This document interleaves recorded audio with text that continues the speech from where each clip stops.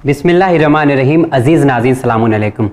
मौला अली इमाम अली अलैहिस्सलाम इरशाद फरमाते हैं कि ज़िंदगी के हर मोड़ पे सुलह यानी कॉम्प्रोमाइज़ करना सीखो, क्योंकि झुकता वही है जिसमें जान होती है, अकड़ना मुर्दे की पहचान होती है। मैं साजिद रिजवी आप सबका इस्तकबाल करता हूँ आप ही के पसंदीदा प्रोग्राम एक मौका, आप और आपके सवाल, जहाँ पर लोगों को दिया जा रहा है एक मौका। तो आज हमारे इस प्रोग्राम में कहीं और से नहीं बल्कि सपनों की महानगरी यानी मुंबई में जहाँ पे सपने पूरे होने की खुशबू आती है, उसी महानगरी से ताल्लुक़ रखने वाले ज़ैनुल आबदीन तवावाला। तो चलिए उनका इस्तकबाल करते हैं और इस प्रोग्राम का आगाज़ करते हैं। अस्सलाम वालेकुम। वालेकुम अस्सलाम। कैसे हैं आप? आपका बहुत बहुत शुक्रिया, क्योंकि आपके बेहतरीन सवाल थे इसलिए आपको ये एक मौका दिया गया। लेकिन खैर आपसे ये पूछने की ज़रूरत नहीं है कि आपका सफ़र कैसा रहा, क्योंकि आप इसी शहर मुंबई से ताल्लुक़ रखते हैं और हमारे स्टूडियो से बहुत ही करीब भी रहते हैं। बहरहाल मैं ये पूछना चाहूँगा कि आप करते क्या हैं, अपने बारे में आप हमारे नाजरीन को बताएँ। जी, मैं born and brought up in Mumbai हूँ और मैं एक चार्टर्ड अकाउंटेंट हूँ।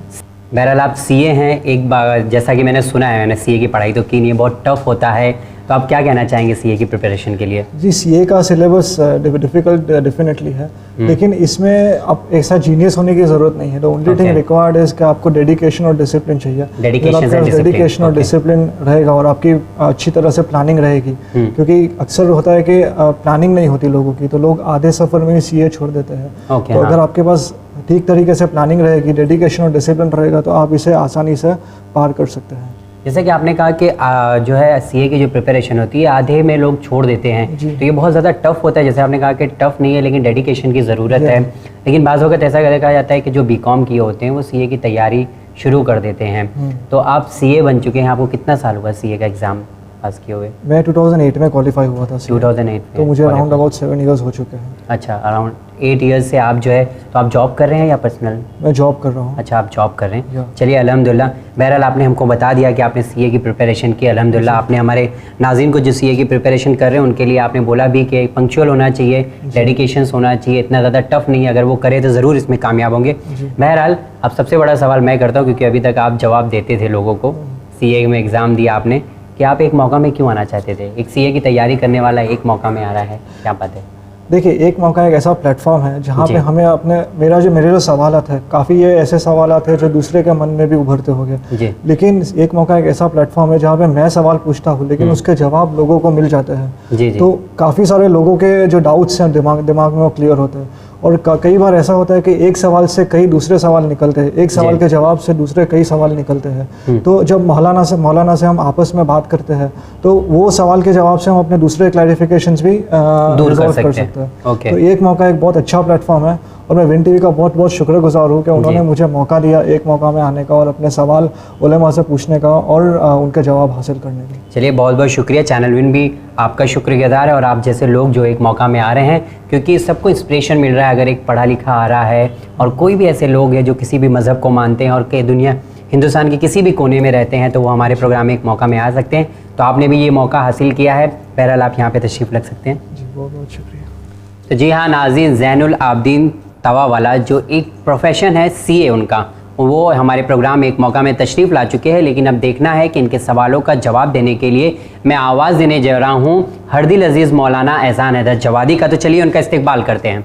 अस्सलाम वालेकुम। वालेकुम अस्सलाम व रहमतुल्लाहि व बरकातहू। कैसे हैं साजिद आप? अल्हम्दुलिल्लाह। मौलाना साहब आपका बहुत बहुत शुक्रिया कि जब हमने प्रोग्राम में एक मौका में बुलाया और हमारे चैनल की कोई भी प्रोग्राम में आपको बुलाया जाता है तो आप ज़रूर तशरीफ़ लाते हैं। शुक्रिया आपका और आपके इस मौका का। और हर मरतबा ये तो अच्छा हुआ कि आपने पहला मौका या आखिरी मौका इसका नाम नहीं रखा है। तो हर मरतबा मुझे ये एक मौका मिलता है कि मैं आऊँ और आने के बाद अपने दोस्तों, अपने साथियों, अपने भाइयों के साथ बैठूँ और उनसे बातचीत करूं। और ख़ुशी होती है कि बड़ी दूर दूर से लोग आते हैं अपने डाउट्स लेके, अपने सवालात लेके, अपनी बातें लेके और ख़ुद से बयान करते हैं। थोड़ा अच्छा लगता है माशाअल्लाह। जैसे आपने कहा कि बहुत दूर दूर से लोग आ रहे हैं, लेकिन इस बार बहुत दूर से नहीं आए हैं, बहुत नज़दीक से आए हैं। मुंबई शहर से ये ताल्लुक़ रखते हैं। शहर मुंबई से। इनका नाम ज़ैनुल आबदीन तवावाला है। दूर से भी आते हैं तो हमारे बड़े नज़दीकी लोग होते हैं। जो भी यहाँ आ जाता है वो हमारी फैमिली से है,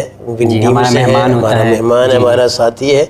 اور یہ اچھا آپ نے بتایا کہ اس مرتبہ ہمارے ہم شہری ہیں، ہم لوگ ایک ہی شہر سے ہیں، تو ان کے بارے میں بتا دوں مولانا آج کچھ زیادہ ہی اچھے طریقے سے بات ہو پائے گی، کیونکہ ان کے پاس بھی وقت ہوگا، آپ کے پاس بھی وقت ہوگا انشاءاللہ۔ مولانا صاحب یہ پروفیشن اگر ان کا دیکھیں تو یہ الحمدللہ ایک سی اے ہیں، انہوں نے کافی اچھے سے بتایا کہ ایک سی اے کی ذمہ داری کیا ہوتی ہے اور سی اے کی پریپریشن کیسے کر سکتے ہیں، تو امید کرتا ہوں کہ جو ان کے سوال ہوں گے ان کے جواب آپ ایسا دیں گے کہ میں آپ کو بتا دوں کہ جیسا کہ آپ نے ان کے لیے بتایا کہ یہ سی اے ہیں، جی میں بھی سی اے ہوں، یہ شاید آپ کو آج تک نہ معلوم رہا ہوگا۔ نہیں مجھے نہیں پتا تھا۔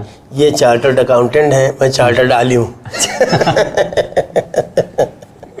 بہرحال جی بہت انشاءاللہ دو سی اے ایک ساتھ بیٹھیں گے تو باتیں اچھی طریقے سے ہوں گی۔ چلیے بہرحال بہت ہی اچھا آپ نے بتایا کہ آپ چارٹرڈ عالم ہیں، اور ظاہر سی بات ہے کہ سی اے کی تیاری اور ایک چارٹرڈ عالم کی تیاری اگر دیکھا جائے تو یقیناً بہت بڑی چیز ہے، دونوں بہت بڑی چیز ہے، اور خاص کر عالم دین بننا تو ایک بہت بڑی ذمہ داری بھی ثابت ہوتی ہے۔ مجھے بڑی خوشی ہے کہ ماشاءاللہ آج یہ تو میں نے مذاق میں کہا، ورنہ میں پرسنلی بھی جانتا ہوں، میرے بہت سارے ساتھیوں نے سی اے کیا ہوا ہے کہ ایک سخت کورس ہے، ایک بہت ہی مشکل اس کی تیاری ہوتی ہے، اگرچہ ماشاءاللہ بہت ہی جینیس اور بہت حوصلہ مند ہیں جو انہوں نے کہا کہ بہت مشکل نہیں ہے، یوں بھی جب آدمی اس منزل سے گزر جاتا ہے تو پچھلی ہر منزل آسان لگنے لگتی ہے، لیکن میں شروع میں ہی اپنے بچوں سے، اپنے ساتھیوں سے، چھوٹے بھائیوں سے یہ پیغام دینا چاہوں گا کہ جیسا کہ ایک وہ جوان جو خود سی اے کر چکا ہے، اگر وہ آپ سے بتا رہا ہے کہ سی اے کرنا کوئی مشکل نہیں ہے، آپ بھی کوشش کریں، آزمائیں، ڈیڈیکیشن، حوصلہ، جذبہ، اور اس پر پابند رہیں، انشاءاللہ آپ بھی اچھی طریقے سے اس منزل کو پا سکتے ہیں۔ بہرحال آپ نے جیسا بتایا سی اے آپ نے بھی بتایا اپنے بارے میں، لیکن ایک فرق ہے، اگر کوئی سی اے بنتا ہے تو ایک کمپنی سنبھالتا ہے یا اس کا پرسنل اکاؤنٹ ہوتا ہے، پرسنل چیزیں یوٹیلائز کرتا ہے، لیکن اگر ایک عالم بنتا ہے تو اس کے اوپر پورے قوم کی ذمہ داری ہوتی ہے، تو عالم بھی پورے قوم کو کمپنی دیتا ہے، کمپنی دے رہا ہے، تو آپ ضرور، میں امید کرتا ہوں اسی کے ساتھ کہ جو ہے جو زین العابدین توا والے ہیں ان کے سوالوں کا جواب آپ بہترین طریقے سے دیں گے، پوری کوشش کرتا ہوں۔ مولانا صاحب یہاں پہ تشریف جی لے سکتے ہیں۔ شکریہ۔ تو ہمارے پروگرام میں ایک موقع میں زین العابدین توا والا تشریف لا چکے ہیں، جن کا پروفیشن ہے ایک سی اے، انہوں نے بتایا بھی ہمیں، اور ان کے سوالوں کا جواب دینے کے لیے ایک بار پھر سے ہمارے پروگرام میں ایک موقع میں مولانا احسان حیدر جوادی بھی تشریف لا چکے ہیں، لیکن دیکھنا ہے کہ ایک سی اے کا سوال کیسا ہوتا ہے، اور جیسا کہ مولانا صاحب نے کہا کہ وہ بھی ایک سی اے ہیں، ان کا جواب کیسا ہوتا ہے، میں آپ سے ملاقات کروں گا اس سوال و جواب کے سلسلے کے بعد۔ دیکھتے رہیے ایک موقع۔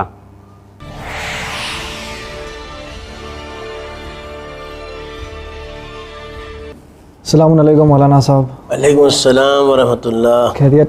اللہ اور بہت بہت شکر گزار ہوں آپ کا کہ آپ نے اپنا قیمتی وقت نکال کے میرے سوالوں کا جواب دینے کے لیے یہاں پہ ایک موقع میں تشریف لائے ہیں۔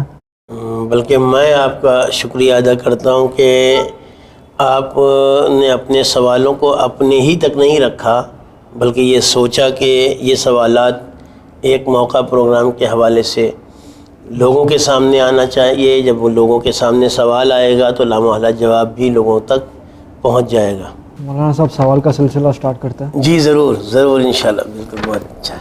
مولانا میرا پہلا سوال ہے نا، وہ ایک ایتھیسٹ کے پوائنٹ آف ویو سے ہے، مطلب ایک ایتھیسٹ اگر جو خدا میں نہیں مانتا، وہ ایک طریقے سے سوال کرتا ہے کہ ہم کہتے ہیں کہ اللہ تعالیٰ رحمت للعالمین ہے اور ان کی رحمت کا ذکر قرآن میں بہت ساری جگہ ہے، لیکن اکثر ہم یہ دیکھتے ہیں کہ کافی سارے بچے جو چھوٹے چھوٹے بچے رہتے ہیں وہ ایسے بھیانک مرض میں مبتلا ہوتے ہیں، بھیانک دردوں میں مبتلا ہوتے ہیں، اور ایسا بھی کئی بار ہوتا ہے کہ جو مظلوم لوگ ہوتے ہیں، جو نیک لوگ ہوتے ہیں، ان کے اوپر بہت ساری مصیبتیں آتی ہیں، اور جو ظالم لوگ ہوتے ہیں، جو نیک نہیں ہوتے، وہ بہت آرام سے زندگی گزارتے ہیں اور بہت عیاشی سے زندگی گزارتے ہیں۔ تو ایسا کیوں ہے؟ وہ اللہ تعالیٰ نے یہ نظام ایسا کیوں بنایا ہے تاکہ لوگوں کے دماغ میں یا لوگوں کے دلوں میں شک پیدا ہو کہ ایسا اللہ تعالیٰ اگر رحمت للعالمین ہے تو پھر ایسا انجسٹس کیوں ہے؟ بسم اللہ الرحمن الرحیم۔ دیکھیے، سب سے پہلی بات تو میں آپ کی خدمت میں یہ عرض کروں کہ اللہ سبحانہ و تعالی، اس کی ذات رحمت للعالمین سے بھی بڑھ کے ہے۔ رحمت للعالمین تو اس نے اپنے نبی کے لیے بتایا ہے کہ میرا نبی، میں نے اس رسول کو رحمت للعالمین بنا کر بھیجا، یقیناً اس سے بڑا رحم کرنے والا، اس سے بڑا کرم کرنے والا، اس سے بڑا لطف کرنے والا اس کے بارے میں سوچا بھی نہیں جا سکتا ہے۔ بڑا اچھا سوال آپ نے کیا کہ پھر بہت سارے بچے اپاہج، اندھے، پیدائشی بہرے، پیدائشی لنگڑے، لولے یا کسی بھیانک مرض میں مبتلا کیوں پیدا ہوتے ہیں؟ جی اس کے کئی سارے جوابات ہیں۔ خود میں ایسی بات کہوں جو آپ کے بقول کی ایتھکس لوگ سوال کرتے ہیں، مثال کے طور پر آپ کا کام اکاؤنٹنسی ہے، جی آپ اکاؤنٹس مرتب کرتے ہیں۔ مثال کے طور پر اگر میں ایک فراڈ کروں اور فراڈ کے ذریعے سے، ای بینکنگ کے ذریعے سے کسی ایک آپ کے کلائنٹ کے اکاؤنٹ میں چوری سے اس کے پاسورڈ کو جان لوں یا کچھ اس طرح کا میں وہ کر لوں کہ اس کا ایک ایسا ٹرانزیکشن کر کے اس کے اکاؤنٹ سے اپنے اکاؤنٹ میں پیسے ٹرانسفر کر لوں، جی نقصان کس کا ہوگا؟ وہ جس کا اکاؤنٹ سے پیسے ٹرانسفر ہوئے ہیں، جی پریشانی کون جھیلے گا؟ جس کے اکاؤنٹ سے پیسے نکلے۔ عیش کون کرے گا؟ جس نے چوری کی ہے، ظلم کیا ہے، کسی کا برا چاہا ہے۔ بہت مرتبہ ایسا ہوتا ہے کہ برائی کرتا کوئی ہے اور اس کی برائی کا نتیجہ جھیلنا کسی اور کو پڑتا ہے۔ میں ابھی مثال کے طور پر ایک پتھر اٹھاؤں اور آپ کی طرف مار دوں، ظلم میں نے کیا ہے، مگر درد مجھے نہیں ہوگا، جی چوٹ مجھے نہیں لگے گی، بینڈیج مجھے نہیں کروانا ہے، ٹوٹ پھوٹ ہو جائے تو پلاسٹر مجھے نہیں لگوانا، پلاسٹر لگوانا ہوگا آپ کو جس نے کچھ نہیں کیا، جی جو بالکل معصوم ہے، جو بالکل بے گناہ ہے، جو بالکل بے قصور ہے، بالکل خطا نہیں کی اس نے، مگر یہ تکلیف کس کو برداشت کرنا پڑے گی؟ جو وکٹم ہے، جس کو پتھر لگے گا، جی جس کو پتھر لگ رہا ہے اس کو۔ کئی مرتبہ ایسا بھی ہوتا ہے کہ غلطیاں کوئی اور کرتا ہے اور ان غلطیوں کا، برائیوں کا اثر کسی اور کو برداشت کرنا پڑتا ہے۔ ہمارے یہاں آپ کی شادی ہوئی کہ نہیں ہوئی؟ جی نہیں ہوئی۔ انشاءاللہ میری دعا ہے کہ جیسے ہی یہ شادیوں کا سیزن آئے تو پروردگار آپ کے لیے راستے فراہم کرے۔ ہمارے یہاں شادی کے بعد جو ہسبینڈ اینڈ وائف کی ریلیشن شپ ہوتی ہے اس کے لیے بہت سارے رولز اینڈ ریگولیشنز معین کیے گئے ہیں، جن کے بعض جگہوں پر اثرات بھی بتائے گئے ہیں۔ جی جب اپنی زوجہ کے پاس جاؤ، یہ دعا پڑھ لو، یہ دعا پڑھ لو، یہ سورہ پڑھ لو۔ جب وہ ریلیشن ہو رہے ہوں تو ان تاریخوں میں ریلیشن نہ ہو، ان دنوں میں یا ان راتوں میں ریلیشن نہ ہو، ان حالات میں ریلیشن نہ ہو۔ جب ریلیشن ہو رہے ہوں تو یہ نہ کرنا، وہ نہ کرنا، وہ نہ کرنا، وہ نہ کرنا۔ ہم سمجھتے ہیں کہ ان سب چیزوں سے کیا فرق پڑتا ہے، کیا ہوتا ہے؟ کچھ نہیں ہوتا۔ اچھا 100 لوگوں نے تجربہ کیا، کچھ نہیں ہوا۔ آپ بھی گاڑی چلاتے ہیں، میں بھی گاڑی چلاتا ہوں، دنیا گاڑی چلاتی ہے، نہیں ہوتا، خدا نہ کرے کہ نہیں ہو ایکسیڈنٹ، لیکن کہیں نہ کہیں ہوتا ہے کہ نہیں ہوتا ہے؟ 1000 میں ایک صحیح مگر ہو جاتا ہے۔ اب اگر کہیں اس طرح کی بات سامنے آئی، آج میڈیکل سائنس اتنی امپروو کر چکی ہے، جہاں جینیٹک سائنس اور جہاں اس کو کیا کہتے ہیں سیلز اور یہ سارا سسٹم جو ہوتا ہے کہ بیماریاں نسلوں میں آتی ہیں۔ اچھا اگر ایک خرابی اس آدمی نے کی تھی تو وہ بیماری ہمیں کیوں آ گئی؟ جی میرے باپ نے کوئی مثلاً بہت بد پرہیزی کی تھی، بہت میٹھا کھاتے تھے، اور میرے دادا بہت مٹھائی کھاتے تھے، تو ان کی وجہ سے یہ جو مجھے بلڈ شوگر ہو گیا یا جو مجھے یہ بیماری ہو گئی، تو میں نے کیا خطا کی ہے؟ جی یہ مجھے کیوں ہوئی؟ یہ اللہ کا ظلم نہیں ہے، اللہ رحمت للعالمین ہے، جس نے شوگر کھائی تھی اسی کو بیمار کیا ہوتا۔ نہیں، بہت ساری مرتبہ ایسا ہوتا ہے کہ غلطی کرتا کوئی ہے، وہ غلطی سامنے کہیں اور آتی۔ ایک بات۔ دوسری چیز، کبھی کبھی ایسا ہوتا ہے کہ پروردگار اپنے بندوں کا امتحان لینا چاہتا ہے۔ جی سڑک پر فقیر، ایک سوال تو یہ ہے کہ اللہ نے ان کو فقیر ہی کیوں بنایا، امیر بنا دیتا۔ جی دوسری طرف، ابھی میں وہاں نہیں آؤں گا، دوسری طرف ہو سکتا ہے کہ پروردگار نے انہیں فقیر اس لیے بنایا ہو کہ وہ ہمارا امتحان لینا چاہ رہا ہے کہ تم دیکھ رہے ہو کہ تمہارے ہی جیسا ایک فقیر آدمی دوسروں کے سامنے ہاتھ پھیلا رہا ہے اور جیب میں 5,000 10,000 لے کے چل رہے ہو, تمہیں شرم نہیں آتی کہ اس میں سے 200-400 روپے اس کو دے دو تاکہ کم سے کم آج کی زندگی اس کی گزر جائے؟ جی صحیح. فقیر اس کو بنایا اس لیے تاکہ ہمیں آزما سکے. برا وہ اس لیے نکل گیا کہ غلطی کسی اور نے کی تھی. یہ بچہ اس لیے کہ دیکھیں کہ اس ماں کے اندر, اس باپ کے اندر, اس رشتہ داروں کے اندر, اس سماج کے اندر انسانیت کا درد ہے یا صرف یہ اچھا پسند کرتے ہیں.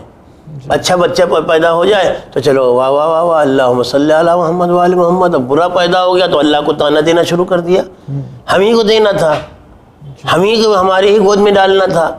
نہیں, پروردگار دیکھنا چاہتا ہے کہ میرے فیصلے پر میرا بندہ کتنا راضی رہنا جانتا ہے. اگر ہم نے دیا ہے تو کسی وجہ سے دیا ہے, کوئی مصلحت ہوگی, کوئی حکمت ہوگی, تمہارا امتحان لینا ہوگا, تمہارا اجر بڑھانا ہوگا. کبھی کبھی پروردگار ہمیں مشکلات میں اس لیے ڈالتا ہے کہ وہ چاہتا ہے کہ ہمارا اجر, ہمارا ثواب, ہمارا درجہ, ہماری منزل, ہمارا آخرت میں اسٹیٹس اور انکریز کر دے. جی ہمارا امتحان لے رہا ہے, ہمیں آزما رہا ہے, مشکلات سے گزار کے ہمارے رتبے بڑھا رہا ہے. بھائی ظاہر سی بات ہے کہ آپ اس اسٹیٹس تک آئے ہیں, اس جگہ تک آئے ہیں, جیسے جیسے آپ ترقی کرتے جائیں گے ویسے ویسے ذمہ داریاں بڑھتی جائیں گی. جی جی. ایک چپراسی, ایک گیٹ کیپر کی ذمہ داری کم ہوتی ہے, ایک آفیسر کی ذمہ داری زیادہ ہوتی ہے. تو اس اعتبار سے پروردگار چاہتا ہوگا کہ ہو سکتا ہے یہ چاہتا ہو کہ انہیں آزمائش سے گزاریں تاکہ ان کے رتبے اور بڑھا دیں, ان کے درجے اور بڑھا دیں. مولانا صاحب لیکن یہاں پہ ایک جو آپ نے پہلی بات کہی کہ غلطی کوئی اور کرتا ہے اور اس کا خامیازہ کسی اور کو بھگتنا پڑتا ہے, تو یہ تو اللہ تعالیٰ کے عدل کے خلاف بات نہیں ہوئی؟ بھئی دنیا میں بھی تو یہی ہوتا ہے. ابھی میں نے مثال دی تھی کہ عدل کیا ہے, کہ جیسے ہی میں آپ کی طرف پتھر پھینکوں وہ پتھر جائے گول سے گھوم کے آئے میری پیشانی پہ لگے, جی اس کو عدل کہا جاتا ہے؟ نہیں. آپ سڑک پر جا رہے ہیں بائک لے کے, کار لے کے, دوسرا کوئی آ کے اگر آپ کو ٹھوک دے گا, آپ گاڑی کھڑی کیے ہوئے ہیں, ٹھوک دے گا تو چوٹ اس کو لگے گی, آپ کو لگے گی, غلطی اس نے کی ہے. یہ نظام ہے, یہ سسٹم ہے کہ کبھی کبھی ایسا ہوتا ہے کہ برائی کوئی اور کرتا ہے اور ظاہراً, حقیقتاً نہیں, ظاہراً اس کا دکھ کسی اور کو جھیلنا پڑتا ہے. یہ ایک سسٹم ہے, سسٹم آف نیچر ہے, یہ اس کو آپ انکار نہیں کر سکتے ہیں. اب یہ انسان جو چوٹ کھا چکا ہے, ہو سکتا ہے کہ پروردگار اسے بھی آزمانا چاہ رہا ہو کہ دیکھیں یہ بدلہ لیتا ہے کہ نہیں لیتا ہے, دیکھیں یہ شکوہ کرتا ہے کہ نہیں کرتا ہے, دیکھیں اس کو اس کے اوپر ترس آتا ہے کہ نہیں آتا ہے, دیکھیں اس نے غلطی سے ٹھوک دیا تھا تو یہ ہاسپٹل لے جاتا ہے کہ نہیں لے جاتا. بہت ساری چیزیں ہیں جو پروردگار عالم کے سسٹم میں شامل ہیں. کوئی بھی عمل کسی ایک نظر سے نہیں دیکھنا چاہیے. اچھا. ورنہ بہت سارے پودے لگائیے سوکھ جاتے ہیں, بہت سارے پودے نہیں لگائے جاتے اور جنگل میں اپنے آپ اگ جاتے ہیں. جی. تو نہ اس پر ہم شکایت کر سکتے ہیں نہ اس پر ہم شکایت کر سکتے ہیں وہاں کس نے پانی دیا, اپنے آپ کیوں اتنا بڑا جنگل بن گیا. جی جی. ہر کام کے پیچھے پروردگار نے بہت ساری مصلحتیں رکھی ہیں. وہ جو اپنے آپ کو ایتھکس کہتے ہیں وہ خود ان چیزوں کو محسوس کرتے ہیں, سمجھتے ہیں. جی. کبھی انہوں نے یہ سوچا کہ اگر ان کو شوگر ہے تو ان کی وجہ سے ان کی اولاد کے اوپر ظلم ہوگا, وہ ظلم نہ کریں, اولاد ہی پیدا نہ کریں. کبھی انہوں نے سوچا کہ ان کی وجہ سے ہو سکتا ہے دوسروں کو دکھ پہنچ رہا ہو کسی وجہ سے بھی, جی. ان کے رہنے سے, ان کے زندہ رہنے سے ہو سکتا ہے کسی کو اذیت پہنچ رہی ہو, تکلیف ہو رہی ہو, تو کیا کریں گے, وہ جا کے کہیں سے چھلانگ لگا دیں گے کہ میری وجہ سے کسی کو دکھ نہ پہنچے؟ نہیں. سسٹم ہے, ایک نظام ہے, قاعدہ ہے, قانون ہے, یہ چل رہا ہے. اچھا. بس پروردگار عالم نے اس مقام پر یہ مصلحت, ایک مصلحت یہ بھی ہے کہ کبھی کبھی غلطیاں بڑے بزرگ کرتے ہیں جس کی وجہ سے اس طرح کے بچے اس دنیا میں آتے ہیں. اور مولانا صاحب اس سے ہی ریلیٹڈ ایک دوسرا سوال ہے کہ اگر ہمارے نبیوں کے ہسٹری دیکھتے ہیں, محمد رسول اللہ صلی اللہ علیہ وسلم کے پہلے, تو ہم لوگ دیکھتے ہیں کہ ذرا سا یہ ظلم ہوا تھا. یا اگر موسیٰ علیہ السلام کی ہسٹری دیکھیں تو ہم دیکھتے ہیں کہ موسیٰ علیہ السلام نے ان کی قوم کے اوپر ظلم ہو رہا تھا, انہوں نے بد دعا کی تو طوفان آ گیا تھا. بہت سارے نبیوں کے میں ایسا ہوا تھا کہ اللہ نے عذاب نازل کیا تھا.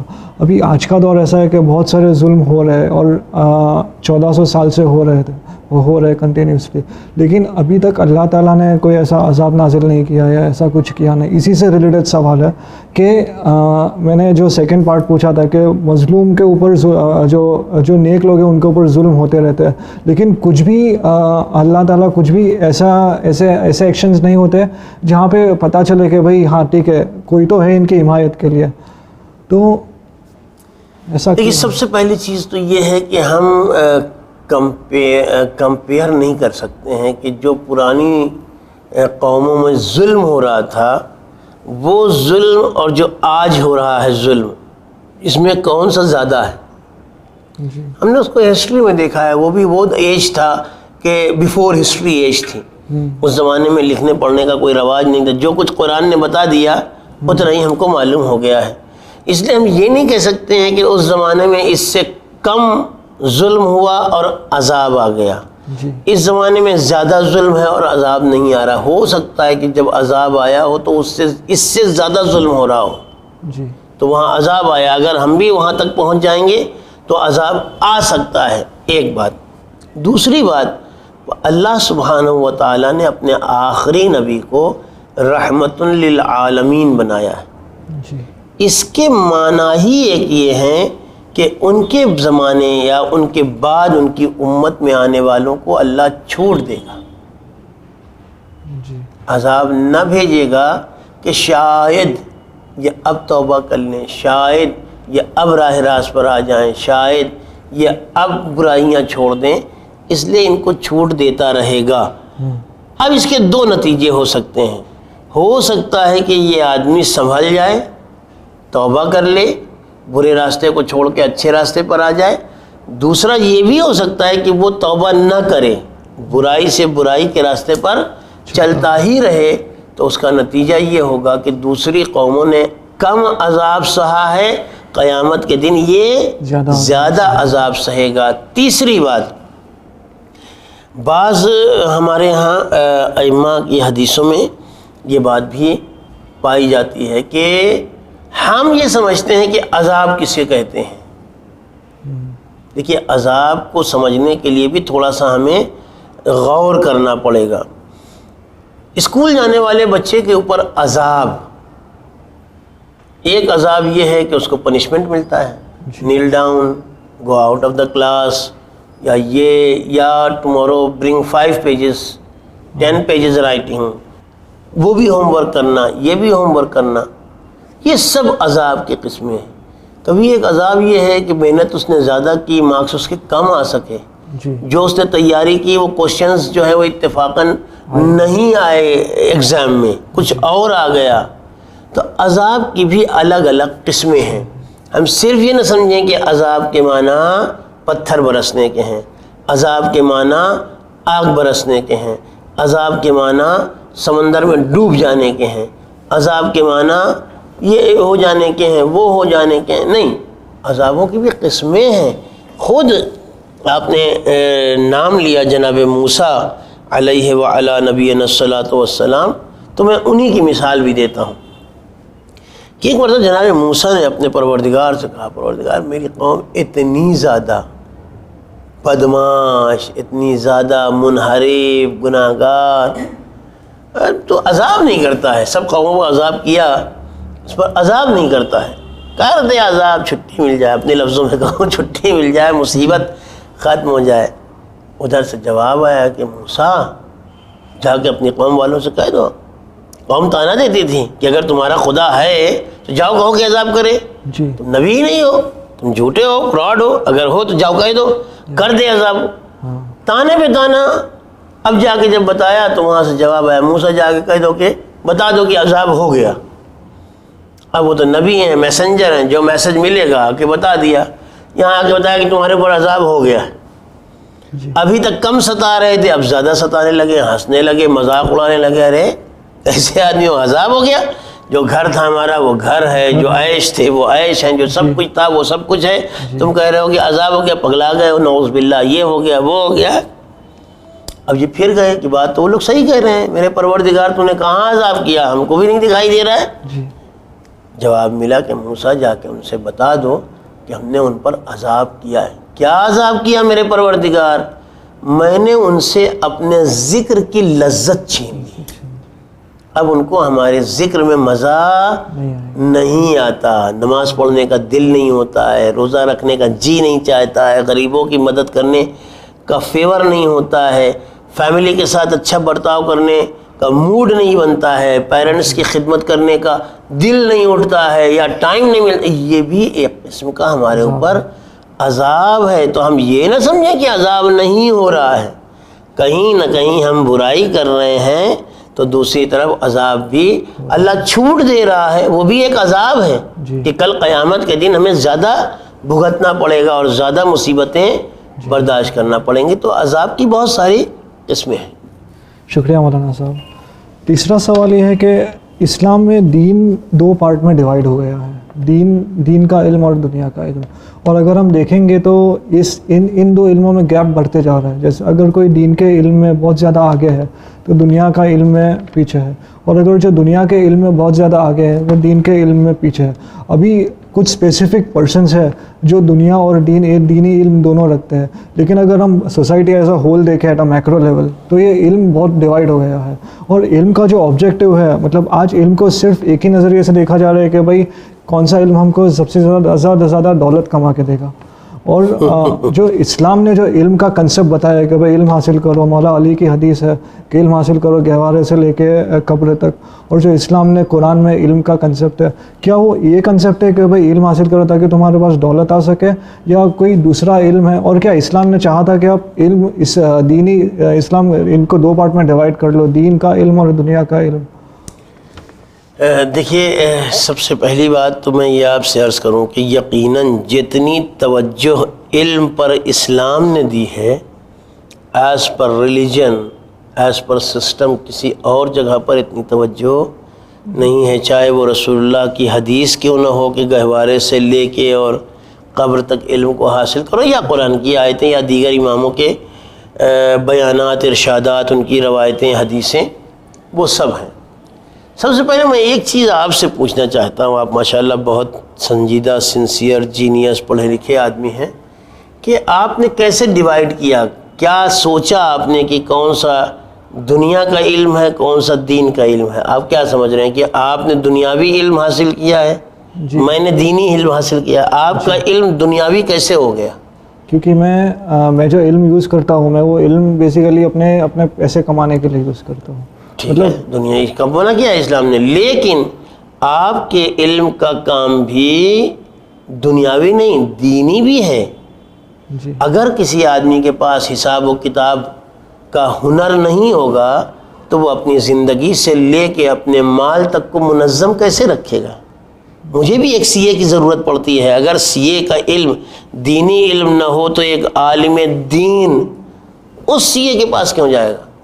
ہماری بڑی خرابی یہ ہے کہ ہم نے اپنے طور پر بغیر اسلام کے کہے اور بتائے ہوئے اپنے طور پر نالج کو ڈیوائیڈ کر دیا. یہ کیا ہے؟ یہ دین کا علم ہے. یہ کیا ہے؟ یہ ارے جس سے خدا ملے، جو انسان کو جائز کام سکھائے، وہ خدا کا علم ہے، وہ دین کا علم ہے. آپ اگر اپنے علم سے چوری کرنا سکھائیں، یا میں اگر اپنے علم سے چوری کرنا سکھاؤں تو یہ دنیاوی علم ہے.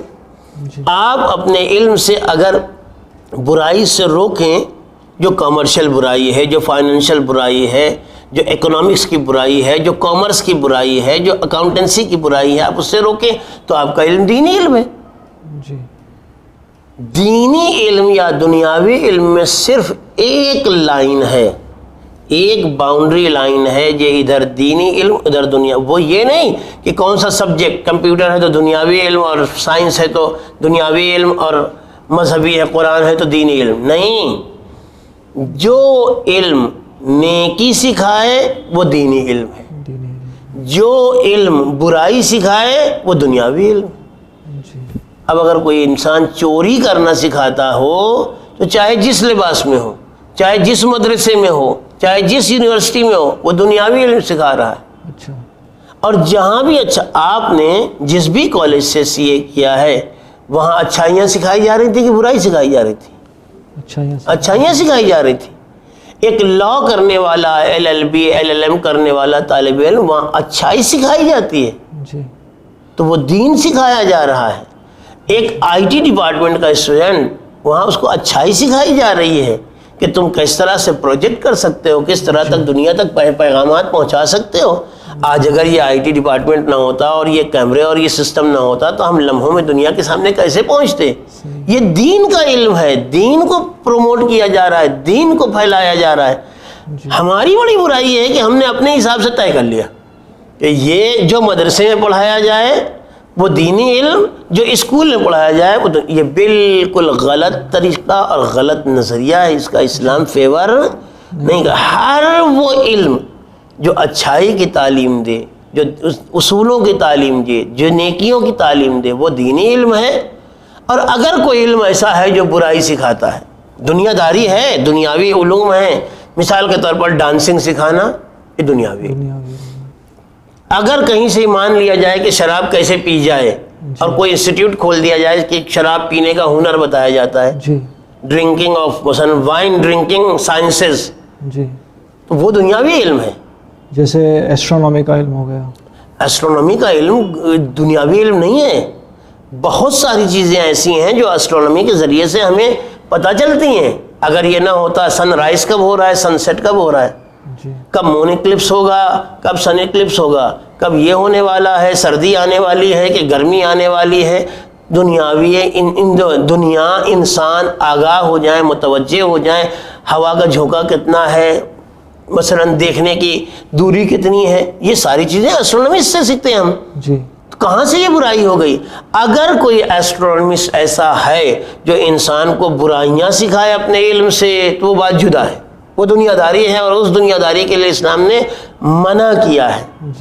اس اعتبار سے ہر علم, وہ سائنس ہو, وہ سمندر کا علم ہو, وہ فضا کا علم ہو, وہ آسمان کا علم ہو, وہ زمین کا علم ہو, ہر علم جب تک نیکی سکھائے گا تب تک وہ دینی علم ہے. جہاں سے برائی, وہ برائی جو انسانیت کے لیے نقصان دہ ہو. سائنسز کتنی بہترین ہیں. اگر یہی سائنسز وہ بم بنانا سکھانے لگیں کہ جس بم کو بے گناہ انسانوں پر ڈال دیا جائے تو کہیں ہیروشیما بن جائے, کہیں ناگاساکی بن جائے, یہ دنیاوی علم ہے. لیکن اگر اسلحے بنائے جائیں انسانیت کو محفوظ کرنے کے لیے, ساری انسانیت کو, یہ نہیں کہ ہم یہ بھی پارٹ کر لیں کہ بھلا انسان ہے باقی تو سب کٹل ہے, جی یہ مارے جائیں تو کوئی بات نہیں, وہ مارے جائیں تو بڑا ہو اویلا ہو, نہیں, یہ سب نہیں. اگر حقیقتاً انسانیت کو بچانے کے لیے ہوائی جہاز بنے تو دین ایسے علم کو پروموٹ کرتا ہے, راکٹ بنے تو دین ایسے علم کی حمایت کرتا ہے, اگر دوسرے انسٹرومنٹ بنے تو دین ایسے ان چیزوں کو کی واہواہی کرتا ہے, تعریف کرتا ہے. علم دین صرف وہ نہیں ہے کہ جو قرآن اور حدیث اور روایت اور فقہ اور فلسفہ اور اصول میں پڑھایا جاتا ہے, یہ سب کا سب اس لیے کہ دین کا دائرہ بہت وسیع ہے. جہاں تک دین کا دائرہ ہے وہاں تک جتنی بھی سائنسز اور اسٹڈیز اور ایجوکیشن ہے وہ سب دینی ہے. تو یہ سوچنا ہمارا مناسب نہیں ہے. اور یہ بھی علم حاصل کرنا جیسے لاء کا ہو گیا یا سائنس کا ہو گیا, وہ بھی بالکل. جب کہا گیا ہے کہ علم حاصل کرو پیدا ہونے سے لے کے مرنے تک, تو اس کے یہ معنی نہیں ہے کہ صرف قرآن یاد کرتے رہو, حدیث یاد کرتے رہو, یہ حفظ کر ڈالو, وہ حفظ کر, نہیں. علم یعنی دنیا کے تمام چیزوں کا علم حاصل کرو, نیکی اچھائی انسانیت کو فائدہ پہنچاؤ, پیدا ہونے سے لے کے اور مرنے تک انسانیت کو فائدہ پہنچاؤ, یعنی علم حاصل کرو. جی مولانا صاحب بہت اچھے جواب دیے آپ نے اور بہت سیٹسفائیڈ ہوا آپ کے جواب سے. الحمدللہ. مولانا صاحب ایک سوال یہ ہے کہ ہم کہتے ہیں کہ اسلام پوری انسانیت کے لیے آیا ہوا ہے, یقیناً, اور ساری انسانیت کے اوپر اسلام, اور ہم یہ بھی کہتے ہیں کہ ہر ایک بچہ جو پیدا ہوتا ہے وہ مسلمان پیدا ہوتا ہے, پھر اس کے پیرنٹس, اس کے ماں باپ اس کو جو بھی مذہب کا ہے وہ بنا دیتے ہیں. تو پھر ایسا کیوں ہے کہ ہمارے جو نبی آئے اور ہمارے جو امام آئے وہ صرف عرب کنٹریز تک ہی محدود رہے, اور ساری دنیا جیسے بہت بڑی دنیا ہے تو صرف عرب کنٹریز میں کیوں محدود رہے، اور آج اسلام جو ہے وہ میجرلی عرب کنٹریز میں ہی محدود ہو کے رہ گیا ہے. حالانکہ دوسرے بھی ممالک ہے اسلامک کنٹریز، پر جو مین اسلام جو ہے وہ عرب میں ہی محدود ہو کے رہ گئے، اور ہمارے سارے نبی اور امام جو ہے وہ عرب میں ہی رہے. تو ایسا کیوں ہے، وہ ساری دنیا میں کیوں نہیں آئے ہیں؟ میں یہ آپ سے پوچھنا چاہوں گا، انڈیا یا سری لنکا یہ عرب میں ہے کہ نان عرب میں ہے؟ نان عرب. ظاہر سی بات ہے نان عرب میں ہے. ابھی بھی انڈیا اور سری لنکا کے بیچ میں جو ایڈم برج ہے، سب یہ کہتے ہیں، عام طور سے مشہور ہے کہ جناب آدم یہاں اتارے گئے تھے. ابھی اپنا یو پی میں فیض آباد ڈسٹرکٹ ہے جہاں ایودھیا مشہور زمانہ جگہ ہو گئی ایودھیا، جہاں پر بابری مسجد کا مسئلہ ہوا، وہاں ایک قبر ہے، مشہور ہے کہ یہ جناب آدم کے بیٹے جناب شیش کی قبر ہے. جناب آدم کے وہ بیٹے جن سے نبوت چلی ہے، شیش، یہ ان کی قبر ہے.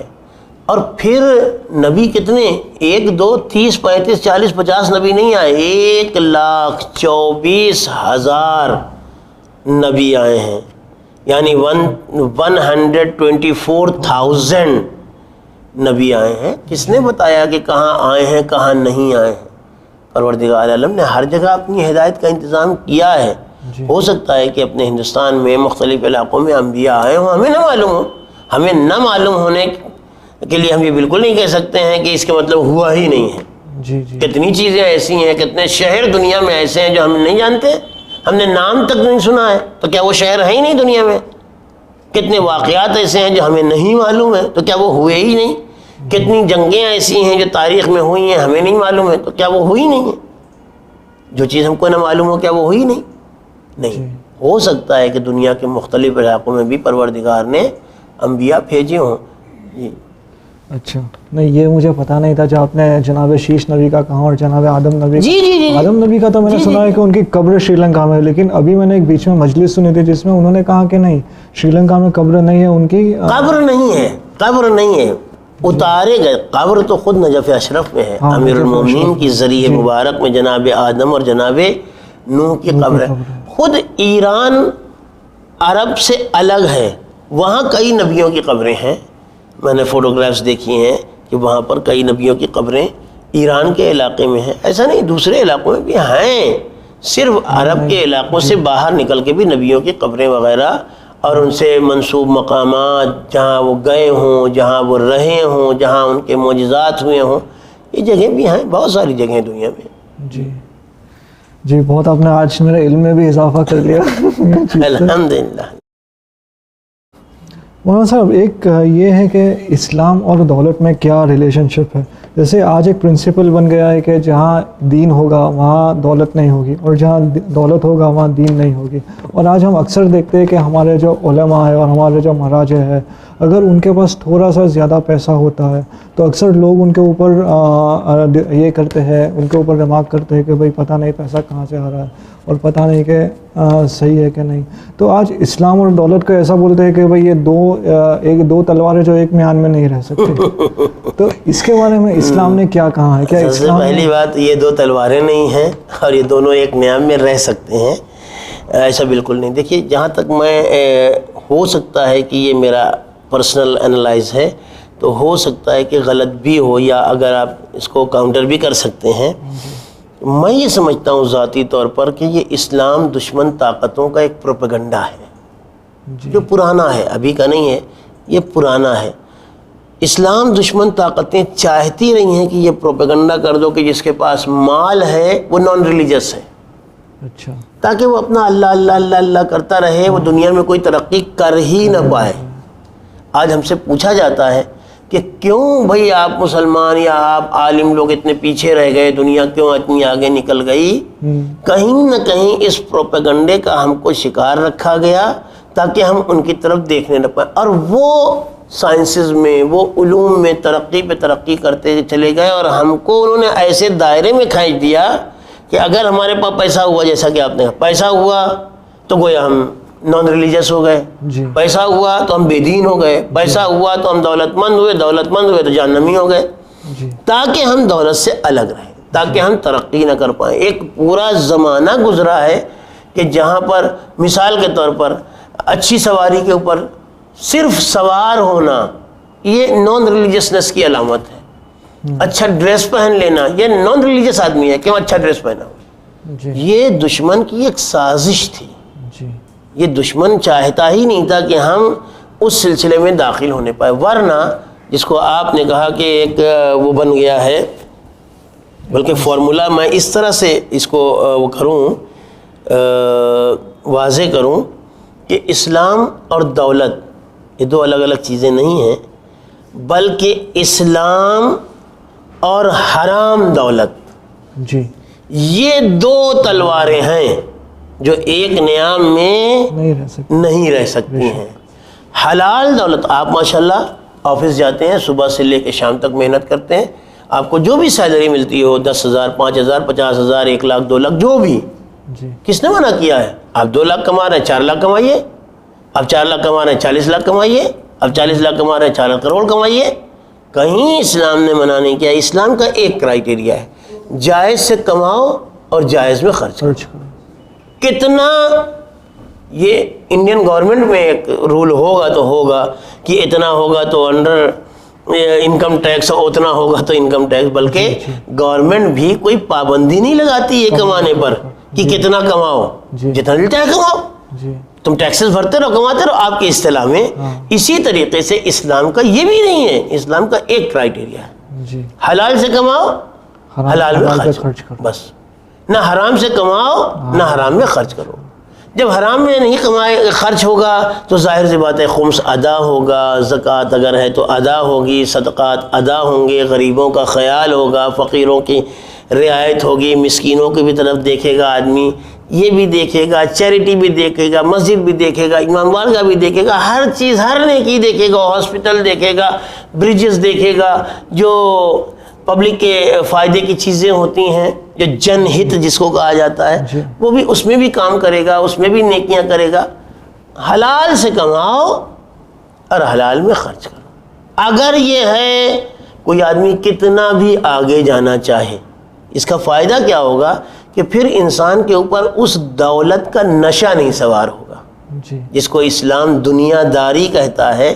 دنیا داری کا مطلب یہ نہیں کہ تمہارے پاس گھر نہ ہو، تمہارے پاس پیسے نہ ہو، تمہارے پاس ڈر نہیں. دنیا داری کا مطلب یہ ہے کہ انسان کے اوپر دولت کا نشہ نہ چڑھنے پائے، کہ پھر وہ سب کچھ بھول جائے، میں اور آئی اور ایگو اور بس مائی سیلف اور می، یہ نہ رہ جائے.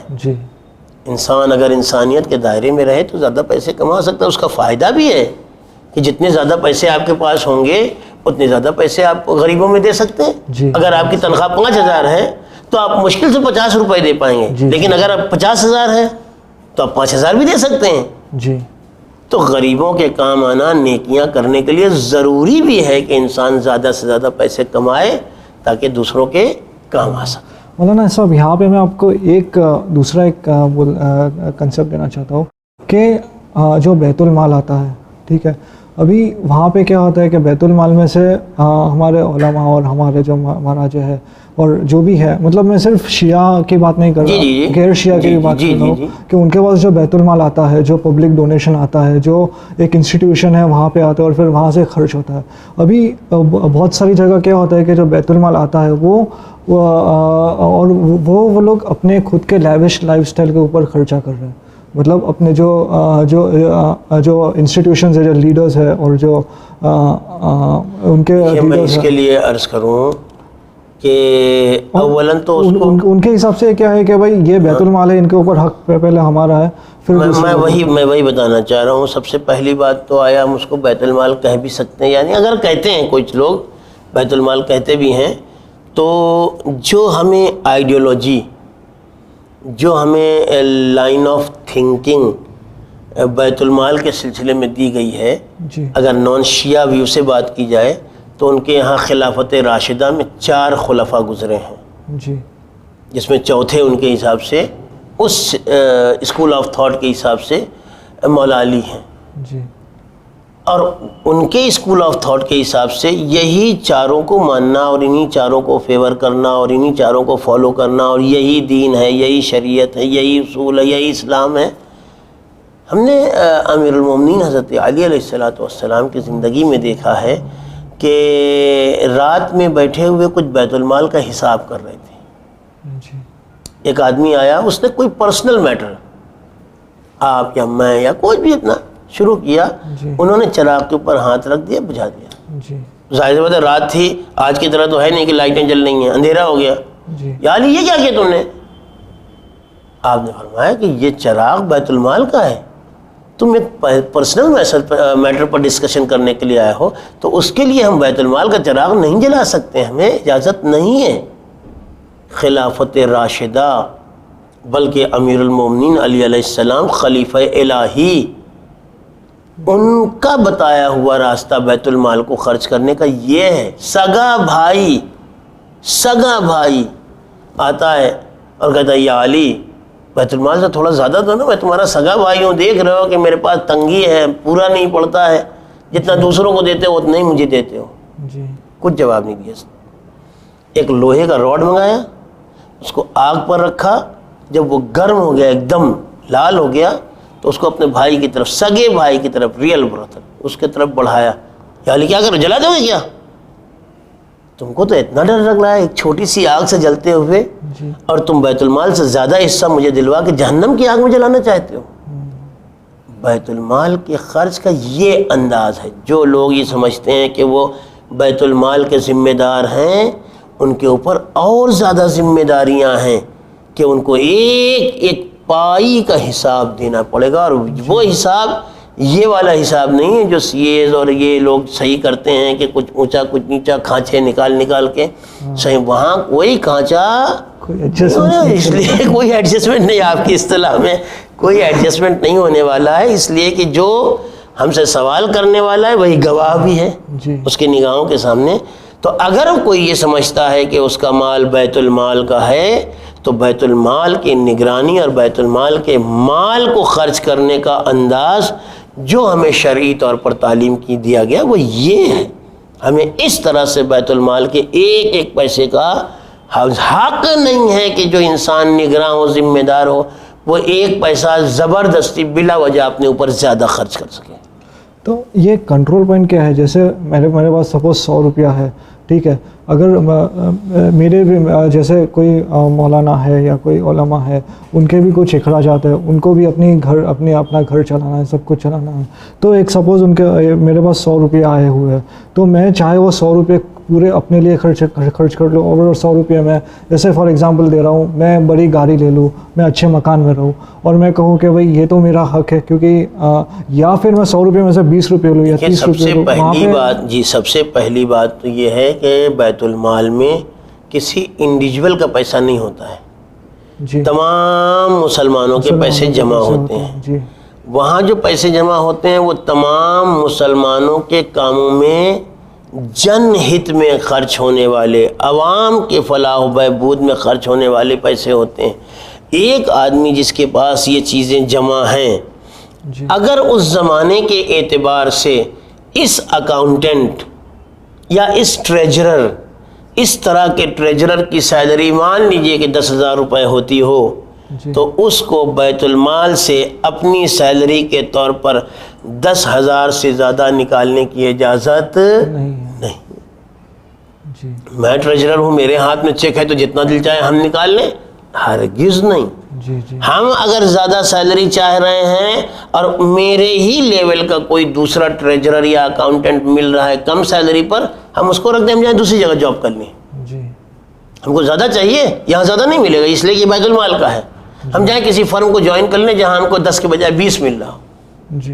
لیکن ہم اس کے اوپر بیٹھے رہیں اور اپنی ساری دولت کو اپنی دولت سمجھیں کہ جہاں دل چاہے ہم اس کو اڑائیں, اس کی اجازت اسلام مطلب جو سوسائٹی میں جس طریقے سے نارمل خرچ ہوتا ہے, نارمل جو خرچ ہوتا ہے, اسی طریقے سے اگر مسجد کے عالم دین کو دینا ہے, مؤذن کو دینا ہے, کسی کو دینا ہے, یہاں خرچ کر, تو جو اس زمانے میں رائج طریقہ کار ہوگا اس طریقہ کار کے مطابق خرچ. ایسا نہیں ہے کہ بھئی آپ ان کو لیوش لائف سٹائل, نہیں, ہم تو معلوم ہوا کہ سارا میٹھا ہمارا اور سارا کڑوا آپ کا, یہ اسلام نے نہیں سکھایا.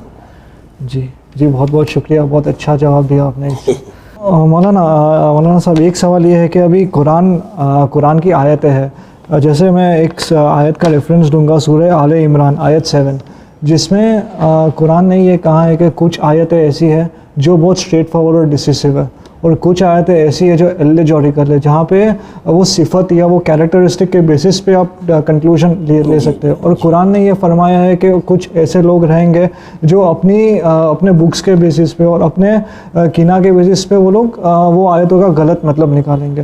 تو قرآن نے ایسا کیوں نہیں, مطلب اللہ تعالیٰ نے ایسا کیوں نہیں قرآن نازل کیا کہ ایک دم اسٹریٹ فارورڈ ہو اور ایک دم پلین میننگ والا ہوتا ہے. قرآن کو پروردگار نے قیامت تک کے لیے جی بھیجا ہے, اس لیے آپ خود دیکھیں ہر لائن میں ایسا ہوتا ہے کہ خود میڈیکل کی بکس میں بھی کہ وہ فارمولاز دیتے ہیں. جی میتھمیٹکس میں وہ فارمولا دے دیتے ہیں, باقی آپ کا من ہے کہ کس طریقے سے آپ اس کو سوال فارم کریں اور اس کو سالو کریں. جی دین اسلام یا قرآن اگر نام لے لیتا تو مان لیجئے کہ قیامت اگر سن 3015 تک نہ آئے تو کتنے نام لکھتی وہ, کتنے نام اچھے لوگوں کے لکھتی, کتنے نام برے لوگوں کی لکھتی, تو معلوم ہوا کہ یہ تو پورا ایک کتابوں کا پہاڑ ہو جاتا ہے. اس لیے اسلام نے یہ طریقہ اختیار کیا کہ اس نے بیشتر جگہوں پر, زیادہ تر جگہوں پر فارمولا دے دیا ہم کو, ایک اسٹرکچر ہمارے سامنے رکھ دیا کہ جو آدمی اس فارمولا کے اوپر پورا اترے گا اس کو سمجھنا کہ اچھا ہے, جو نہ اترے گا سمجھ لینا برا ہے. جی لیکن قیام سارے اچھے لوگوں کے, لیکن جو کم سے کم جو ہمارے 12-14 معصومین ہیں نہیں, تو پھر کیا ہوتا اس میں کہ اسی زمانے میں معلوم ہوا 10,000 علی ہو گئے.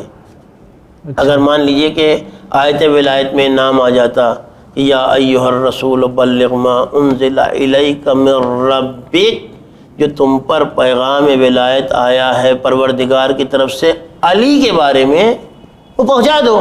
اگر مان لیجیے یہ لفظ آ جاتی, کیا ہوتا, وہ اس زمانے میں ایک 10,000 علی نام کے پیدا ہو جاتے ہیں. جی جی جی سب کہتے ہیں کہ میرے بارے میں, میرے بارے میں, میرے بارے میں. نہیں, ایک کرائٹیریا دے دیا جو اس پیرامیٹر کے اوپر 100% ایکوریٹ, وہ والا علی. جی یہ خرابی پیدا ہو جاتی ہے. جی جی کچھ نام اس نے دے دیا, حسن دے دیا, حسین دے دیا, والے سب حسین ہی حسین ہو گئے, سب حسن ہی حسن ہو گئے, تو اس میں سے اچھا صحیح نکالنا اور برا ریجیکٹ کرنا مشکل کام ہو جاتا. مولانا صاحب, ابھی میرا جو یہ سوال ہے وہ بیسیکلی آج کی جو سچویشن ہے, جو آج کرائسس اور عرب کنٹریز میں کرائسس چل رہا ہے, وہ ہے کہ آج اسلام ایک ایسے دور سے گزر رہا ہے جہاں پہ ایک ویشیس سرکل بن گیا ہے. جیسے ہم لوگ اگر دیکھتے ہیں کہ ساری موسٹلی عرب کنٹریز, بہت ساری عرب کنٹریز جیسے عراق ہو گیا, سیریا ہو گیا, لیبنن ہو گیا, وہ سب ابھی جنگ میں مبتلا ہے. اور جو مائیگرنٹس یہ سب کنٹریز سے یورپ کی طرف جاتے ہیں, وہ تو ڈیفینیٹلی ویسٹرن کنٹریز کے ان کے احسانات کے اوپر ابھی جینا پڑے گا ان کو.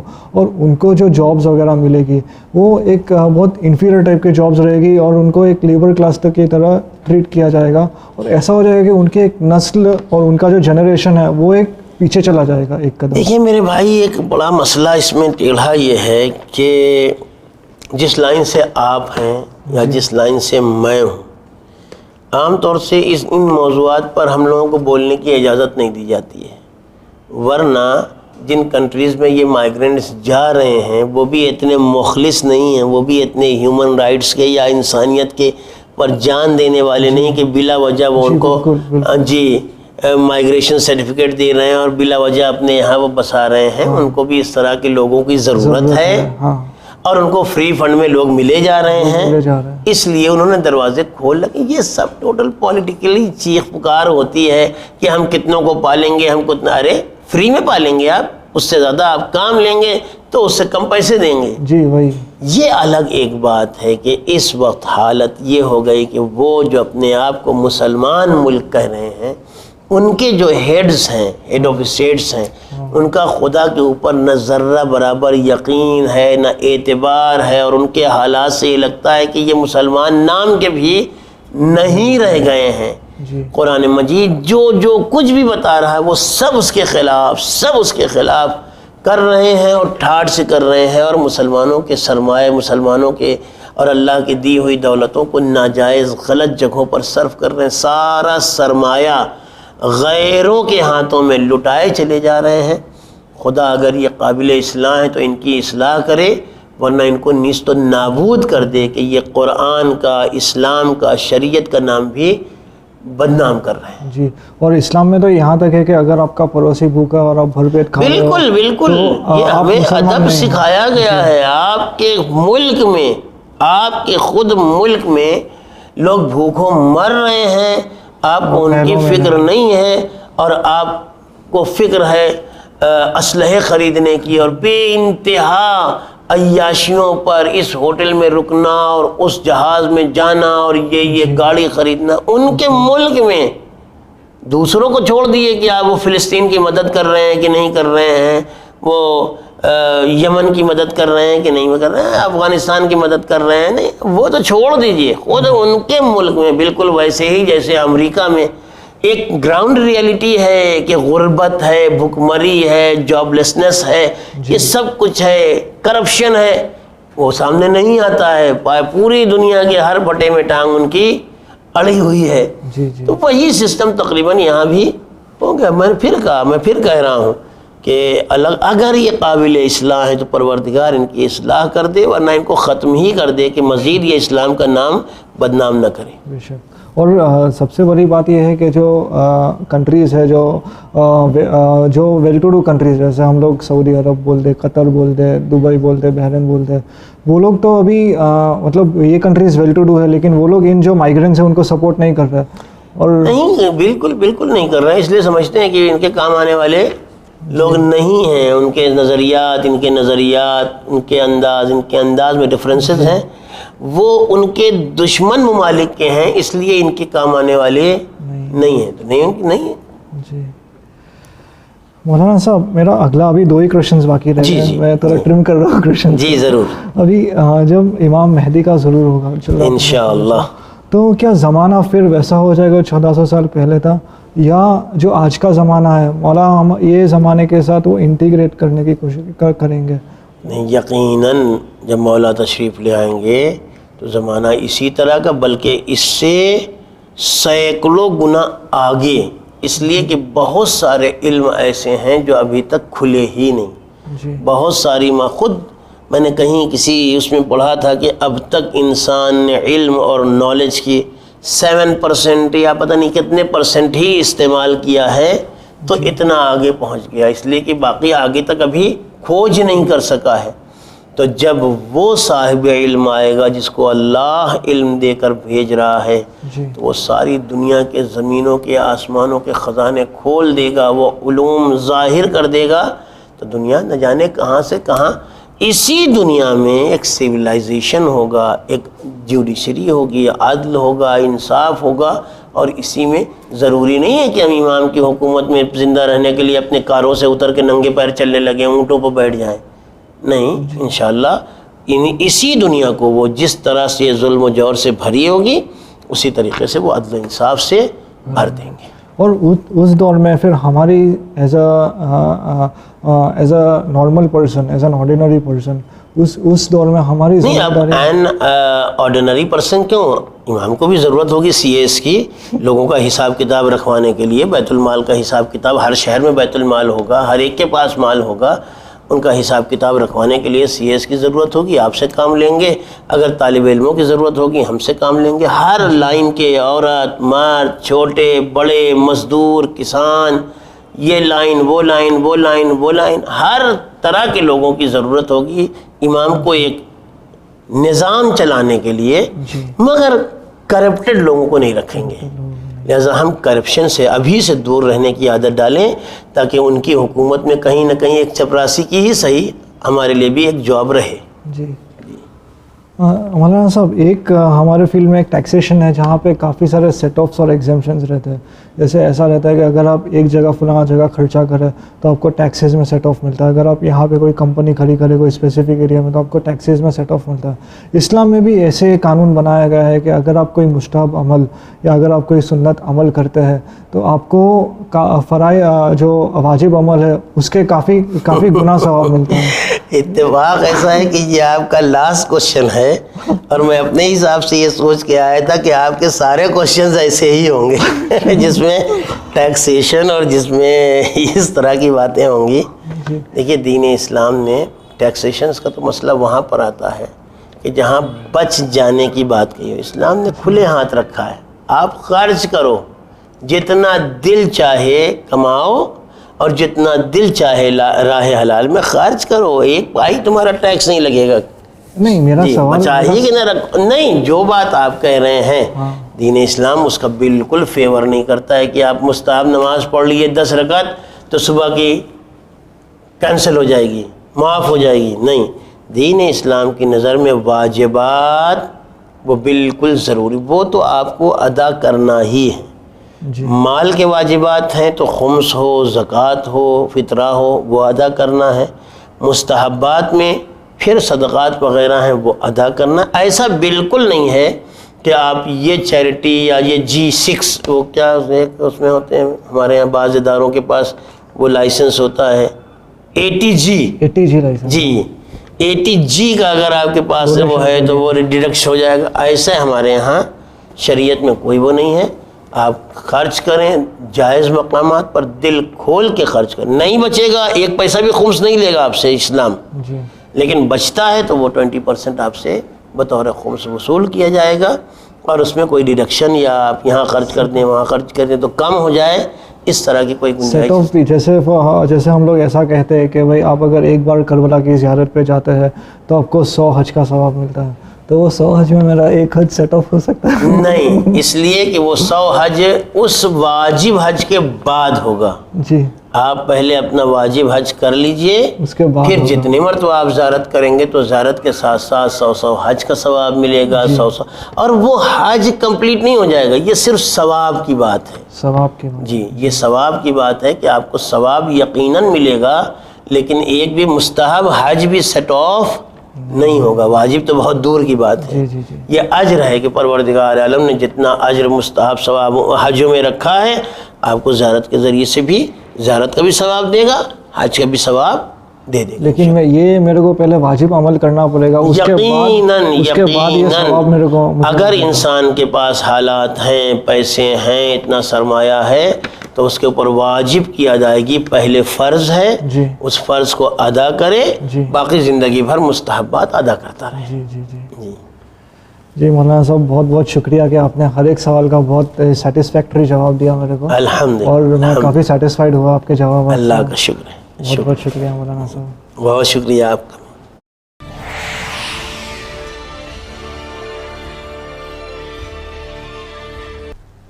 جی ہاں ناظرین، میں ساجد رضوی ایک بار پھر سے حاضر ہوں پروگرام ایک موقع آپ اور آپ کے سوال میں، جہاں پر آپ نے ابھی تک دیکھا کہ زین العابدین طوا والا سوال کر رہے تھے، تو میں چاہوں گا کہ وہ یہاں پر تشریف لائیں. مولانا صاحب آپ سے بھی گزارش ہے کہ آپ یہاں پر آئیں. بہرحال میں آپ سے اب سوال کرنا چاہوں گا کہ مولانا احسان حیدر جوادی کے جواب سے آپ مطمئن نہیں ہیں کہ نہیں ہوئے؟ جی میں کافی مطمئن ہوا ان کے جواب سے، اور انہوں نے میرے علم میں کافی اضافہ کیا آج. جی، جو میں ایکسپیکٹ نہیں کر رہا تھا وہ بھی انہوں نے جواب دیا میرے کو، تو کافی ان کے سوال سے ان کے جواب سے مطمئن ہوا وہ. اور میں امید کرتا ہوں کہ میرے جو آڈینس ہے، جو ایک موقع کے جو آڈینس ہے، وہ بھی کافی سیٹسفائڈ ہوئے ہو گئے. اگر ان کے من میں یہ سوال ہوتے ہو گئے تو وہ بھی کافی سیٹسفائڈ ہوئے ہو گئے جواب سے. چلیے، یہ ہم نے دیکھا کہ آپ بہت بہترین طریقے سے سوال کر رہے تھے، اور بہت ہی کام ہو کے اگر دیکھا جائے تو بہت ہی کول انداز میں اگر دیکھا جائے تو سوال کر رہے تھے. بس ان کا یہ تھا کہ ہم کو جواب اچھے سے مل جائے. تو بہرحال میں آپ سے اب پوچھنا چاہوں گا کہ ان کے سوال کیسے تھے؟ الحمدللہ ان کے سوالات بہت اچھے، اور وہ سوالات جو عام طور سے آج ہمارے یوتھ کے سوالات ہیں، جو ہمارے بچے اور نوجوان ان کے ذہنوں میں الجھن ہوتی ہے. کئی مرتبہ ایسا ہوتا ہے کہ باتیں ان کے ذہن میں ہوتی ہیں مگر کہیں نہ کہیں وہ اس میں ڈسٹرب رہتے ہیں. کیسے پوچھیں تو کون کیا سوچے گا، مولانا صاحب یہ سوچیں گے اور ایسا ہوگا، اور پھر پتہ نہیں کیا سمجھیں کہ شاید ہم گمراہ ہو گئے ہیں، شاید ہم بے دین ہو گئے ہیں. تو ماشاءاللہ ایسے سوالات تھے کہ میں جہاں تک سمجھتا ہوں کہ ہمارے ان نوجوانوں کو بھی ان کے کنفیوژنز اور ان کے سوالات کے جوابات مل گئے ہوں گے. چلیے الحمدللہ، میں نے ان سے پوچھا بھی کہ یہ جواب سے مطمئن ہوئے. ان کا کہنا تھا کہ جو ہے ہاں مطمئن ہوئے ہیں. بہرحال جب یہ مطمئن ہو گئے ہیں تو ایک چینل ون کی طرف سے جو ایک موقع کی ٹرافی ہوتی ہے، میں چاہوں گا اپنے ہاتھوں سے آپ لیں. ضرور، بہت مبارک ہو انشاءاللہ پروردگار. بہت بہت شکریہ. جی بہت شکریہ. چلیے زین العابدین صاحب، آپ کو یہ ٹرافی مبارک ہو. چینل ون کی طرف سے بھی آپ کو بہت بہت مبارکباد دی جاتی ہے کہ آپ ایک موقع میں آئے. لیکن اب جانے سے پہلے خاص کر پروگرام ایک موقع کے بارے میں اور آپ کا کیا ایکسپیرینس رہا ایز اے CA، آپ کیا کہنا چاہیں گے ہمارے ناظرین سے؟ جی پہلے تو میں ایک موقع کا بہت بہت واپس ایک بار شکریہ ادا کرنا چاہوں گا کہ انہوں نے مجھے موقع دیا. مولانا احسان حیدر جوادی صاحب کا بھی بہت شکریہ ادا کرنا چاہوں گا کہ انہوں نے اپنے بزی شیڈیول سے وقت نکال کے آج میرے سوال کے جواب دینے کے لیے یہاں پہ تشریف لائے. اور میں اپنے ناظرین اپنے آڈینس سے یہی پیغام دینا چاہوں گا کہ آج جو ہم لوگ دور سے گزر رہے ہیں وہاں پہ علم اور ایجوکیشن کی بہت بہت امپورٹنس ہے. اور میں اپنے ناظرین سے یہی بولنا چاہوں گا کہ وہ ایجوکیشن کے فیلڈ میں جتنا ہو سکے اتنا آگے بڑھے, کیونکہ ایجوکیشن کا ایڈوانٹیج یہ ہے کہ میرے فیلڈ میں تو میرے کو ایڈوانٹیج دیتا ہے, میرے فیلڈ میں اکنامکلی اور سوشلی میرے کو بینیفٹ دیتا ہے, لیکن اس سے میرا سوچنے کا جو نظریہ ہے, میرا دماغ کافی وسیع ہوتا ہے اور وہ جو اپلیکیشن آف مائنڈ ہے میں کافی کر پاتا ہوں, اور وہ میں ہر ایک چیز میں کرتا ہوں, اپنے فیملی میں کرتا ہوں, میرے کو صحیح اور غلط سمجھنے کی طاقت ملتی ہے, اپنے ریلیجن میں کرتا ہوں کہ بھائی کیا صحیح ہے کیا غلط ہے, اپنے سوشلی میں کرتا ہوں, اپنے دوستوں کے ساتھ کہ بھائی کیا صحیح ہے کیا غلط ہے. تو علم خالی ایسا نہیں ہے کہ بھائی آپ وہ اسپیسیفک فیلڈ کا نالج لے رہے ہیں, علم ایسا ہے کہ آپ کے دماغ کو اوپن کرتا ہے, وہ اوپن مائنڈیڈ ہو جاتا ہے. تو یہ کہا جاتا ہے کہ گٹھیوں کو سلجھا دیتا ہے, جو گاٹھیں ہوتی ہیں دماغ میں سوچنے کی وہ ایک بڑھ جاتی ہے. مولانا صاحب آپ کیا کہنا چاہیں گے؟ انہوں نے تو بہت اچھے سے بتایا کہ علم کی کتنی اہمیت ہے. دیکھیں ان کے باتوں کے ذریعے سے جو ایک بات میرے ذہن میں اور زیادہ روشن ہو گئی اور تازہ ہو گئی وہ یہ تھی, میں اپنے ناظرین سے بھی یہ بات شیئر کرنا چاہوں گا کہ بالکل اپنے دماغ سے یہ بات نکال دیں کہ اگر آپ فنانس میں ہیں, اگر آپ اکنامکس میں ہیں, اگر آپ سائنس میں ہیں, اگر آپ آئی ٹی میں ہیں تو آپ دنیاوی علم حاصل کر رہے ہیں. نہیں, وہ بھی دینی علم کا ایک شعبہ ہے. میں بھی دینی علم کا ایک طالب علم ہوں. آپ نے جو تعلیم حاصل کی ہے, آپ کی تعلیم دیکھیے ماشاءاللہ, اگر انہوں نے ماس میڈیا سے ماسٹرز نہ کیا ہوتا تو آج دین کو اس قدر اس بہترین انداز سے پروموٹ کرنے کے لیے شاید ہم کو کوئی اور عام آدمی تلاش کرنا پڑتا. اس اعتبار سے یہ لائن بھی دینی لائن ہے, یہ لائن بھی دینی لائن ہے, یہ لائن بھی دینی لائن ہے. بالکل مت یہ سوچیں, صرف یہ خیال رکھیں کہ جو بھی آپ لائن اختیار کریں وہ آپ کو جائز اور اللہ کی مطیع اور رسول اور امام کی فرما بردار رکھے اور دائرہ اسلام سے کبھی خارج نہ ہونے پائے. مطلب آپ نے بہت اچھے سے ہمیں بتایا, لیکن جب ہماری بات ہو رہی تھی آپ سے تو مجھے یہ پتہ چلا کہ آپ جو ہے ڈائریکٹ کسی کانفرنس سے آئے ہیں جہاں پہ ایک کانفرنس تھی ایجوکیشنس کے اوپر تھی. تو آپ وہ کانفرنس کے بارے میں بتائیں اور خاص کر لوگوں کو بتائیں کہ حقیقت میں آپ کون کون سے لوگوں سے ملاقات کی, آپ نے کس سے ملاقات کی. ایجوکیشن کے بارے میں نہیں تھی بلکہ یہ ایک پروگرام ہے ورلڈ فیڈریشن کا, Islamic business ethics and principles.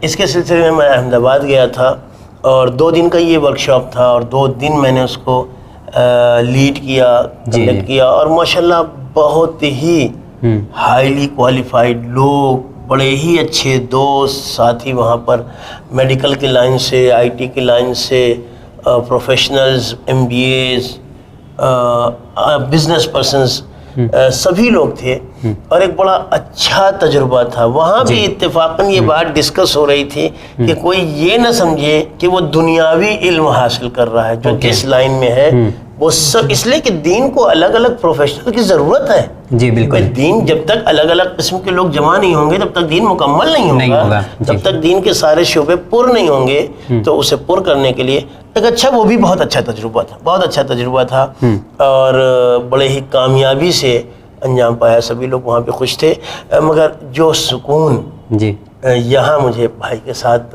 ملا ہے کہ ماشاءاللہ اس لائن کے پارٹیسپینٹ شاید مجھے لگ رہا ہے پہلے نہیں آئے ہیں, پہلے سی اے ہیں جو سی اے ہیں جو آئے ہیں, اور انشاءاللہ ہم امید کریں گے کہ اسی طرح سے نوجوان, ہمارے جوان, جیسا کہ ابھی انہوں نے بتایا بھی کہ پڑھائی لکھائی کا ایک بڑا فائدہ یہ ہے کہ انسان کی فکر وسیع ہوتی ہے, سوچ کا انداز گھر میں.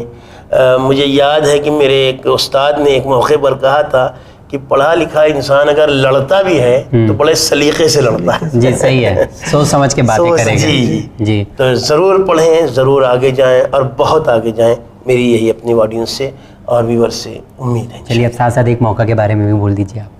ایک موقع آپ بھی پیدا کریں, آپ بھی نکالیں, آپ بھی آئیں. انشاءاللہ میں نہ بھی رہوں گا تو ہمارے دوست, ہمارے ساتھی علماء کرام تشریف فرما رہتے ہیں.